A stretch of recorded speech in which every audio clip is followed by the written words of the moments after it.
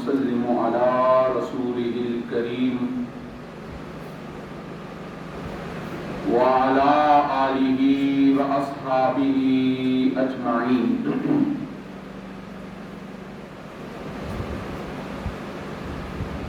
أما بعد فأعوذ بالله السميع العليم من الشيطان الرجيم. بسم الله الرحمن الرحيم.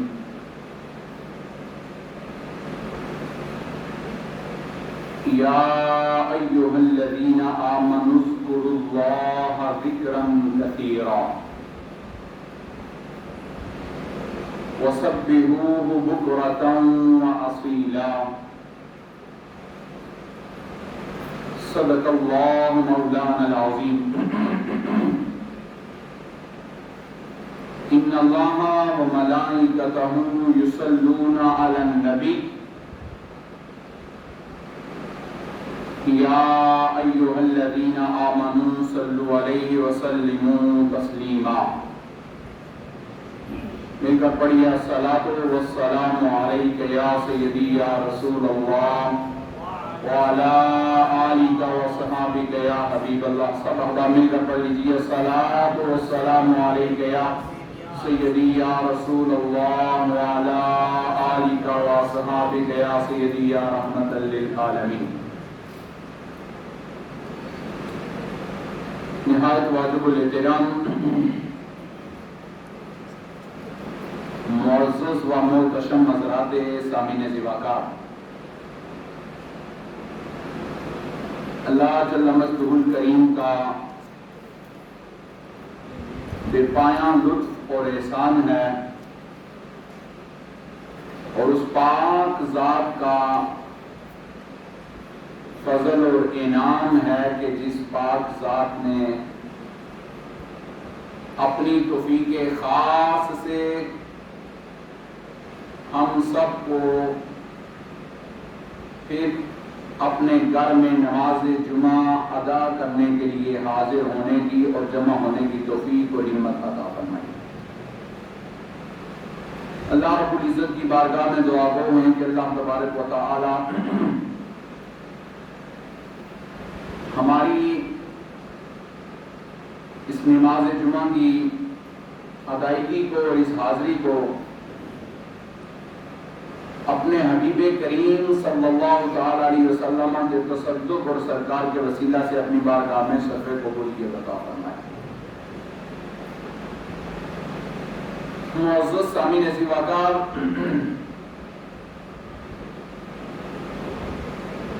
آج جس موضوع پہ چند ایک گزارشات اس مختصر جمعہ المبارک کے خطبے میں کرنا چاہ رہا ہوں، وہ موضوع ہے ذکر الہی کی اہمیت.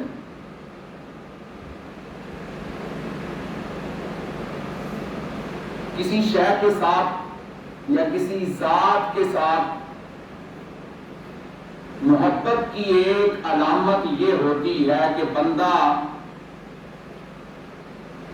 اپنے محبوب کا ہر وقت تذکرہ اور ذکر کرتا رہتا. اس بات کو تاجدار کائنات صلی اللہ تعالی علیہ وسلم کی حدیث سے بھی سمجھا جا سکتا ہے. من احب شیئا اکثر ذکرہ. آقا دو جہاں صلی اللہ تعالی علیہ وسلم ارشاد فرماتے ہیں کہ بندے کو جس چیز سے محبت ہوتی ہے وہ اکثر اسی کا ذکر کرتا ہے. تو محبت کے قاعدے اور کلیے کو اگر سامنے رکھا جائے، محبت کی اہمیت کو سامنے رکھا جائے، تو وہاں آپ کو ایک بات نظر آئے گی کہ محب اپنے محبوب کا ہر وقت ذکر کرے، تذکرہ کرے، اس کی اداؤں کا تذکرہ کرے، اس کی عظمت کا تذکرہ کرے. چونکہ اسے اس سے محبت ہوتی ہے تو پھر وہ ہر وقت اس کا ہی ذکر کرتا ہے اور اس کے ذکر میں وہ گم رہتا ہے. قرآن مجید فرقان حمید دوسرے پارے کے اندر میرا رب ارشاد فرما رہا ہے ایمان والوں کی علامت اور نشانی اور پہچان، فرمایا جا رہا ہے والذین آمنوا اشد حبا للہ، فرمایا لوگوں ایمان والے کون ہیں؟ تو علامت بیان کی جا رہی ہے مومن کی، پہچان بیان کی جا رہی ہے مومن کی، اور فرمایا جا رہا ہے کہ ایمان والے وہ ہیں اشد حبا للہ، جو اپنے مولا سے ٹوٹ کر محبت کرنے والے۔ مومن کی علامت یہ ہے، ایک مومن اور صاحب ایمان کی پہچان یہ ہے کہ وہ اپنے مالک کے ساتھ، اپنے مولا کے ساتھ، اپنے خالق کے ساتھ، اپنے رازق کے ساتھ، اپنے معبود اور مسجود کے ساتھ اور اپنے رب کے ساتھ وہ ٹوٹ کر محبت کرتا ہے۔ کس قدر ٹوٹ کر محبت کہ وہ اتنا اس محبت میں غرق ہوتا ہے کہ ہر وقت اس کی توجہ کا مرکز خدا کی ذات رہتی ہے، ہر وقت اس کا دھیان مولا کی طرف رہتا ہے، ہر وقت اس کے خیالوں میں خدا ہوتا ہے، ہر وقت اس کے تصور میں خدا کے جلوے ہوتے ہیں، ہر وقت اس کی سوچوں کی سمت خدا کی طرف ہوتی ہے، ہر وقت اس کے تخیلات کے اندر اللہ ہوتا ہے۔ چونکہ مومن کا تعلق خدا سے جڑا ہوا ہوتا ہے، مومن کی سوچوں کا زاویہ اللہ کی ذات ہوتی ہے، مومن کے کلیجے کے اندر مولا کی محبت رچی بسی ہوتی ہے، مومن ٹوٹ کر اللہ سے محبت کرتا ہے تو پھر وہ کائنات کے یا زمین کے جس ٹکڑے پہ بیٹھتا ہے اسے کسی اور کا ذکر نہ روا ہوتا ہے، نہ کسی اور کے ذکر سے اسے شناسائی ہوتی ہے، نہ کسی اور کے ذکر سے اسے تعلق ہوتا ہے، چونکہ اس کی سوچوں کی سمت، اس کے خیالوں کی جہت، اس کے تخیلات کے اندر، اس کی سوچوں و تصورات کے اندر وہ خدا ہوتا ہے، تو وہ جہاں بیٹھتا ہے وہ کسی اور کا ذکر نہیں، وہ محمد کے مولا کا تذکرہ کرتا ہے، وہ اللہ کا ذکر کرتا رہتا ہے کہ اس کی سوچوں میں خدا ہوتا ہے۔ محبت کی بڑی علامت یہ ہے کہ محبوب کا ذکر کیا جائے۔ اب آپ اسی وقت ذرا سمجھیے سب سے زیادہ محبت کا مستحق کون ہے، کس سے ہم محبت کریں؟ قرآن مجید کی جو میں نے آیت مقدسہ تلاوت کی والذین آمنوا اشد حبا للہ، اسی آیت کے پچھلے حصے میں خدا ان لوگوں کا تذکرہ کر رہا ہے جنہوں نے بتوں کو اپنا معبود بنایا ہوا تھا، جو بتوں کی عبادت اور پرستش کرتے تھے۔ اللہ پاک ان کی محبت کو بیان کر کے بتا رہا ہے وَمِنَ النَّاسِ مَن يَتَّخِذُ مِن دُونِ اللَّهِ أَندَادًا يُحِبُّونَهُمْ كَحُبِّ اللَّهِ، کہ وہ اپنے بتوں کے ساتھ ایسی محبت کرتے ہیں جیسے انہیں اللہ سے محبت کرنی چاہیے۔ فلسفہ سمجھایا جا رہا کہ لوگوں محبت کس سے کرو، تمہاری محبت کس سے ہونی چاہیے؟ محبت کا مرکز وہ ذات ہونی چاہیے جسے ذات اللہ کہا جاتا ہے۔ بولیے پیار سے کہیے ذات اللہ کہا جاتا ہے۔ اس ذات سے محبت کرو۔ جب اس ذات سے تمہیں محبت ہو گئی تو فرمایا پھر کیا کرو؟ یا ایھا الذین آمنوا، جملے کو ادھر کہا والذین آمنوا اشد حبا للہ، ایمان والوں کی علامت اور پہچان یہ ہے کہ وہ اللہ سے ٹوٹ کر محبت کرتے ہیں۔ اور جب اپنے ذکر کی بات آئی تو یہ نہیں کہا کہ یا ایھا الناس، اے لوگوں میرا ذکر کثرت سے کرو، نہ یہ بات نہ گئی، بلکہ اسلوب جو اختیار کیا اس پہ غور کیجیے۔ فرمایا گیا یا ایھا الذین آمنوا اذکروا اللہ، اے ایمان والو اللہ کا ذکر کثرت سے کرو، اللہ کا ذکر بولیے کثرت سے کرو، کثرت کے ساتھ اللہ کو یاد کرو۔ یا ایھا الذین آمنوا اذکروا اللہ ذکرا کثیرا، اللہ سے ڈرو اور اللہ کا ذکر کثرت کے ساتھ کرو۔ آپ اور کیجیے قرآن کے نقطے پہ والذین آمنوا اشد حبا للہ، محبت کی علامت بھی یہ بتائی کہ مومن کی علامت یہ ہے کہ وہ پیار اللہ سے کرتا ہے، وہ محبت اپنے مولا سے کرتا ہے، اس کی ذات کے اندر اپنے مولا کی محبت رچی بسی ہوتی ہے. یہ بات کیا کر جب ذکر کی بات آئی چکے محبت کے لیے شرط ہے کہ محب اپنے محبوب کا تذکرہ کرے, محب اپنے محبوب کا ذکر کرے, محب اپنے محبوب کی ہمہ وقت اس کی یاد سے اپنے دل و دماغ, اپنی زبان, اپنے خیال, اپنی سوچ کو ہر وقت اس کے ساتھ تر رکھے, اس کے ذکر کے ساتھ. یہ محبت کی بڑی علامت ہے. جب یہ بات طے ہو گئی, اب آ جائیے قرآن مجید کے اس فلسفے پہ. فرمایا یا ایھا الذین آمنوا, اے ایمان والو, اذکروا اللہ, اللہ سے ڈرو اور اللہ کا ذکر کثرت کے ساتھ کرو. تو گویا بتا دیا گیا کہ جس طرح اللہ سے محبت کرنا یہ صاحب ایمان کی علامت ہے, اسی طرح اللہ کا ذکر بھی وہی کرے گا جو صاحب ایمان ہوگا. اللہ کا ذکر بھی وہی ذات, وہی بندہ کرے گا جسے اللہ سے محبت ہوگی, جو اللہ سے جس کا تعلق ہوگا. چونکہ قید لگا دی, بتا دیا گیا یا ایھا الذین آمنوا اذکروا اللہ, اے ایمان والو. یا ایھا الناس نہ کہا, یا ایھا الناس کہا جاتا تو سب انسانیت شامل ہوتی, لیکن اسے خارج کر کے فرما دیا گیا اے دولت ایمان سے سرفراز ہونے والو, اے نور ایمان کی شمع سے باطن کو مزین کرنے والو, اے اپنے من کو ایمان کی دولت سے ستھرا کرنے والو, اے اپنے قلوب و اذہان کے اندر ایمان کی شمع کو روشن کرنے والو. کیا کرو؟ فرمایا کرو اذکروا اللہ ذکرا کثیرا, فرمایا کثرت کے ساتھ اپنے مولا کا ذکر کرتے رہا. اب آپ اسی وقت ذکر کی علامات تو بے شمار ہیں, ذکر تو بے شمار ہیں. کیا سبحان اللہ بھی یہ بھی اس کا ایک ذکر ہے؟ اللہ اللہ کہنا یہ بھی اس کا ذکر ہے. اس کی حمد و تسبیح کرنا یہ بھی اس کا ذکر ہے. اور آپ غور کریں نا, دیکھیے کہ جب پیدائش انسانیت کی بات کرنا چاہیے میرے مالک نے, جب پیدائش انسانیت کے لیے فرشتوں کے سامنے رکھی بات, تو فرشتوں نے کیا کہا تھا؟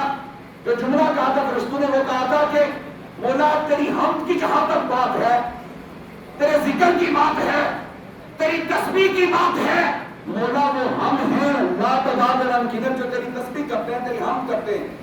تو ایک ایسی فسادی قوم کو کیوں بنا رہا ہے, ایک ایسی مخلوق کیوں بنا رہا ہے جس نے قتل و غارت کری کرنی, جس نے فتنہ و فساد کا بازار گرم کرنا, جس نے ظلم سے دنیا کو بھر دینا. تو اللہ پاک نے کیا فرمایا تھا؟ انی اعلم ما لا تعلمون, فرمایا تھا کہ جو میں جانتا ہوں اے فرشتوں وہ تم نہیں جانتے. یہ بات کہہ کر فرشتوں کو چپ کروا دیا گیا تھا, انہیں خاموش کروا دیا گیا تھا. پھر وہی جب انسان بن چکا, اسی انسان کا جسد خاکی تیار ہو چکا, اسی انسان کے اندر جب نور حق روشن و منور ہو گیا, اسی انسان کے باطن کے اندر جب اللہ کا جلوہ چمک اٹھا, تو حکم دیا گیا وَإِذْ قُلْنَا لِلْمَلَائِكَةِ اسْجُدُوا, اے سارے فرشتوں اس کو سجدہ کرو, اس کے سامنے جھک جاؤ, اس کی تعظیم بجانو. وہی جس کی تخلیق پہ وہ سراپا اعتراض تھے, وہی جس کی پیدائش پہ وہ سراپا اعتراض تھے, وہی جس کی تخلیق کو انہوں نے فتنہ و فساد کہا تھا کہ یہ فتنہ و فساد کریں گے. جب اسی انسان کی تخلیق ہو چکی تو وہی وحدہ لا شریک اسی فرشتوں سے یہ کہہ رہا ہے, انہی فرشتوں سے, کہ اس کے سامنے سجدہ کرو. تو کیا مطلب تھا؟ یہ جسد خاکی کو سجدہ تھا؟ نہیں, بلکہ بتایا جا رہا تھا کہ تم تو اس کے ظاہری جسم کو دیکھ رہے ہو, اور دیکھو ظاہری جسم اس کا مٹی سے بنا ہے, اور اس کے اندر جو روشن ہے وہ مولا کا نور روشن ہو چکا ہے, اللہ کا نور روشن ہو چکا ہے. اسی لیے فرمایا یا ایھا الذین آمنوا اذکروا اللہ ذکرا کثیرا. انسان تو بھول گیا, میں نے تیری پیدائش کی, میں نے تجھے پیدا کیا, میں نے تجھے وجود عطا کیا, میں نے تجھے تیری تخلیق کی, اور میں نے تجھے کائنات میں بھیجا. کائنات میں جا کر میری نعمتوں سے شناسا ہو کر اور میری معرفت اور میری پہچان حاصل کر کے تم مومن ہو گیا تو اب آ میرا ذکر کر۔ اور کس طرح میرا ذکر کر؟ فرمایا فسبحوہ بکرۃ واصیلا، تیری صبح بھی اس حال میں ہو کہ تیری زبان اور تیرے دل و دماغ پہ اللہ کا ذکر ہو، اور تیری رات اور تیری شام بھی اس حال میں ہو کہ تیرے دل و دماغ اور تیری زبان پہ اللہ کا ذکر ہو۔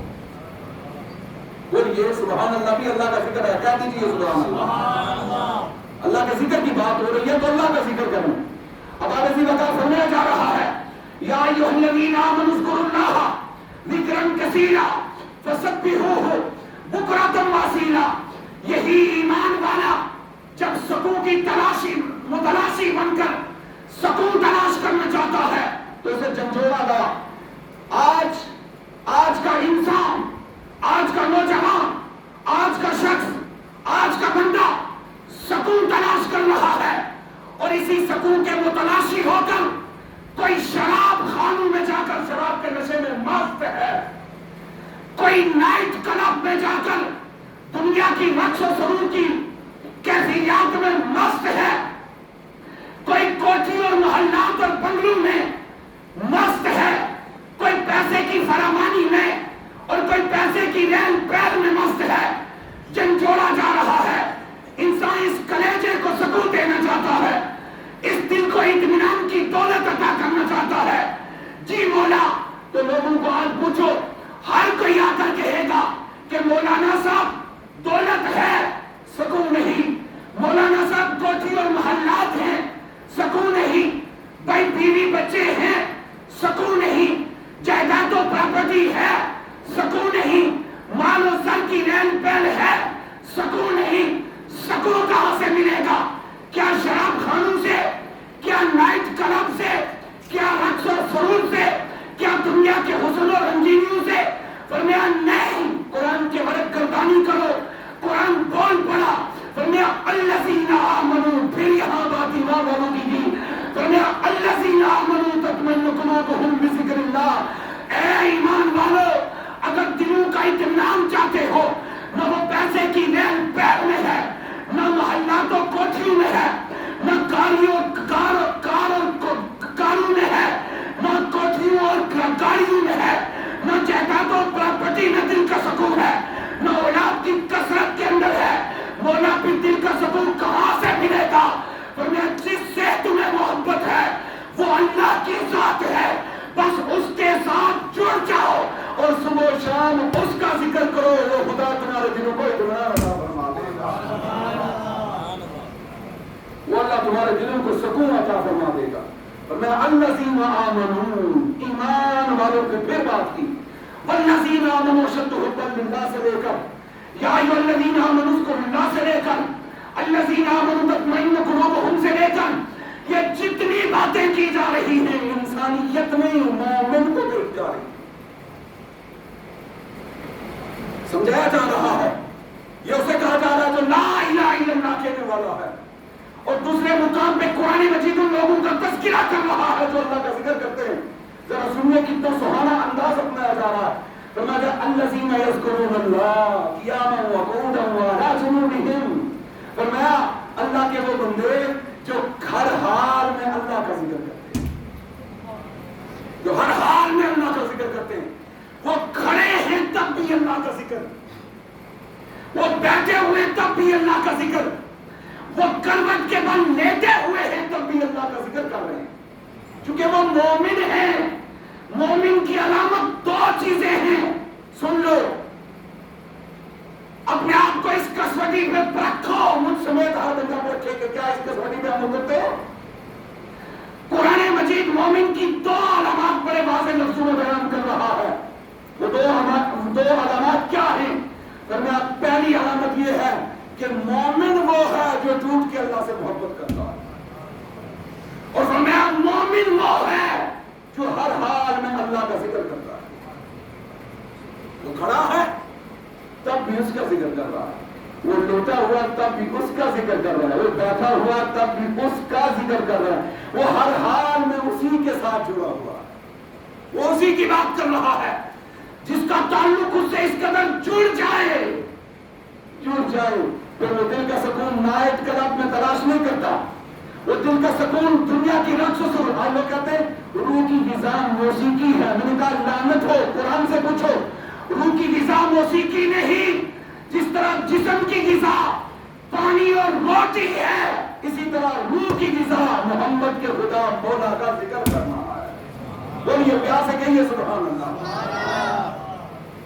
روح کی غذا, اگر اس روح کو زندہ رکھنا چاہتے ہو, اور اگر چاہتے ہو کہ مرنے کے بعد بھی تم مرو نہیں بلکہ زندہ رہو, تو پھر ایک کام کرنا پڑے گا.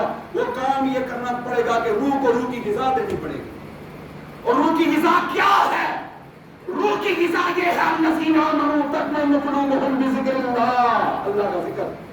آؤ میں سے حدیث پاک جامع ترمذی, تاجدار رسالت, امام المرسلین, قائد المرسلین, سلطان الانبیاء, فاطمہ الزہرا کے بابا, حسنین کے امام کے نانا اور پوری امت کے غمخوار آقا دو جہاں سے پوچھتے ہیں یا رسول اللہ سب سے افضل عمل کیا ہے؟ جامع ترمذی ابو سعید خدری روایت کرتے ہیں. ذرا حدیث جاگ کے سننا. حضرت ابو سعید خدری روایت کرتے ہیں, آپ فرماتے ہیں ہم حضور کی بارگاہ میں بیٹھے ہوئے تھے تو ہم نے سوال کیا یا رسول اللہ افضل العمل کیا ہے؟ کیا افضل العمل, سب سے افضل عمل کیا ہے؟ اور یا رسول اللہ ان لوگوں کی اہمیت بتائیے جن کے درجے قیامت کے دن سب سے اوپر جنت میں ہوں گے. بولیے پیار سے کہیے سبحان اللہ.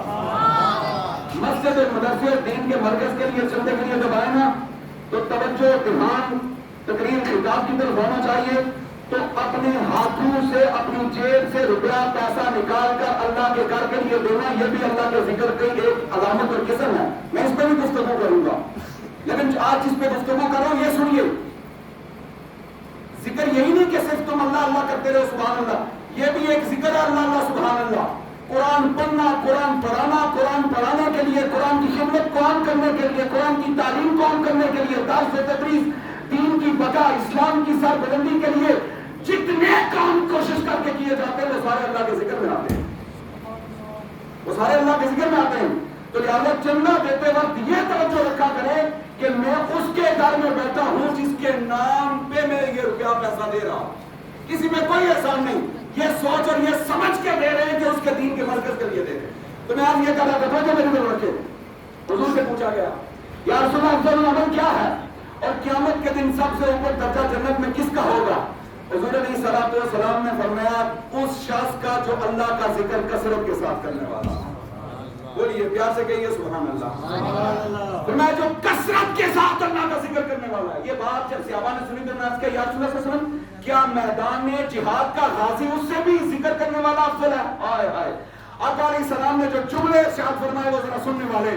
سرکار نے فرمایا غازی کی بات کر رہے ہو, غازی جہاد کرے, تلوار اٹھائے, کفر اور شرک کرنے والوں کی گردنیں اڑاتا پھرے, اور میدان جہاد کے اندر میدان پورے کو کافروں کے خون سے بھر دے, اور اتنا لڑے کہ اس کی تلوار کافروں سے لڑتے لڑتے ٹوٹ جائے. میرے آقا نے فرمایا ایسا جہاد کرنے والے سے بھی افضل وہ شخص ہے جو اللہ کا ذکر کرتا ہے, جو کثرت کے ساتھ اللہ کا ذکر کرنے والا ہے. تو لہذا ذکر کی اہمیت اور فضیلت یہ ہے کہ ہر حال میں اللہ کا ذکر کرو, اور اللہ کا ذکر سب سے افضل ہے. میں بات اس پہ ختم کر رہا ہوں, اگلے جمعے یہاں سے شروع کروں گا. آخر میں چونکہ ٹائم ہو چکا ہے, میں حکومت پاکستان سے مفتی منیب الرحمان صاحب, ہماری جان ہماری پہچان قبلہ مفتی منیب الرحمان صاحب نے حکومت پاکستان سے ایک مطالبہ کیا. میں آپ سب کی تائید لینا چاہتا ہوں اس مطالبے پہ. وہ مطالبہ یہ ہے کہ ریاست مدینہ کا نام لے کر اسلام آباد جیسی سرزمین پہ مندر تیار کرنے کی تیاری ہو چکی ہے, اور مسلمانوں کے قومی خزانے بیت المال سے مندر تیار کرنے کی منظوری ہو گئی ہے. ہم حکومت پاکستان سے یہ مطالبہ کرتے ہیں کہ وہ اپنے اس فیصلے کو واپس لے. کیا آپ اس کی تائید کرتے ہیں؟ بولیے نا, اس طرح نہیں, دو چار بول رہے ہو صرف. کیا اس فیصلے کی آپ تائید کرتے ہیں, یہ مطالبے کی تائید کرتے ہیں حکومت کو یہ فیصلہ واپس لینا چاہیے؟ دیکھیے نا, میری بات سنیں. اسی ریاست مدینہ میں جہاں مسجد چندے پہ بن رہی ہے, کبھی آپ نے سنا حکومت نے مسجد بنائی ہے؟ شاید میری یہ باتیں گرم لگیں کسی کو، لیکن میں تھوڑی دیر حکومت اور لیڈروں کی محبت سے باہر نکل کے اللہ اور اس کے رسول کی محبت کے لیے میرے جملے سنیں. اب آپ اسی وقار ذرا کان کھول کے یہ بات سنیں، اور حکومت پاکستان سے ہم مطالبہ کرتے ہیں ریاست مدینہ کا نام دیا جائے اور اس ریاست مدینہ کے اندر قومی خزانے کا پیسہ لگا کر بت خانہ تیار کیا جائے. ہرگز نہ اسلام اس کی اجازت دیتا ہے اور نہ امت مسلمہ یہ کرنے دیتی ہے. پچھلے پرسوں کی بات ہے، ایک نواسے کے سامنے کشمیر کے اندر نانے کے کلیجے کو گولیوں سے چھلنی کیا کافروں نے، ہندوؤں نے، اور نانے کی تڑپتی لاش کے اوپر اس نواسے نے بیٹھ کر پوری قوم اور پوری امت سے مطالبہ کیا ہے. دیکھیے آپ نے وہ خبر کہ جب اس نواسے اس نانے پہ گولیاں چلی، اس کی لاش لکھپت خون میں تڑپ رہی تھی، تو معصوم نواسا بیٹھ کر آسمان کی طرف گویا منہ کر کے یہ کہہ رہا تھا کہ اس خون کا حساب کون دے گا، مولا تو کس سے لے گا. ہم یہ تڑپتی مسلمانوں کی لاشیں دیکھ کر اسلام آباد جیسی سرزمین پہ مندر اور بت خانے، وہ بھی قومی خزانے سے بنا کر، گویا ہم انڈیا کو خوش کرنا چاہتے ہیں. کس کی پالیسی اپنائی جا رہی ہے، کسے خوش کیا جا رہا ہے؟ ہم ہرگز یہ نہیں ہونے دیتے. اور ہم جس طرح قبلہ مفتی صاحب نے مطالبہ کیا ہے اسے واپس اس فیصلے کو لینے کا، ہم حکومت پاکستان سے مطالبہ کرتے ہیں وہ اس فیصلے کو واپس لے. ہرگز جس اسلامی ریاست کے اندر مسجدیں چندے پہ بنائی جا رہی ہیں، اس ریاست کے اندر مندر اور بت خانہ ہم ہرگز بیت المال سے بنانے کی اجازت نہیں دے سکتے. اللہ رب العالمین ہماری حکومت کو ہوش کے ناخن لینے کی توفیق عطا فرمائے، انہیں جاگنے کی توفیق. کبھی ختم نبوت پہ ڈاکا، کبھی اسلام کی کسی اور رکن پہ ڈاکا. یہ ظلم ہے، نام لیا جا رہا ہے ریاست مدینہ کا اور ظلم کیے جا رہے ہیں. ہم ہر کسی سے برداشت نہیں کرتے. ہمیں یہ مطالبہ کرتے ہیں کہ اس فیصلے سے تو واپس لے، کبھی کتوارے بنائے جائیں، کبھی مندر بنائے جائیں، اور مسلمانوں کا یہ حال کہ ان کی مسجدیں چندے اکٹھے کر کے بنائی جائیں. یہ کہاں کا انصاف ہے؟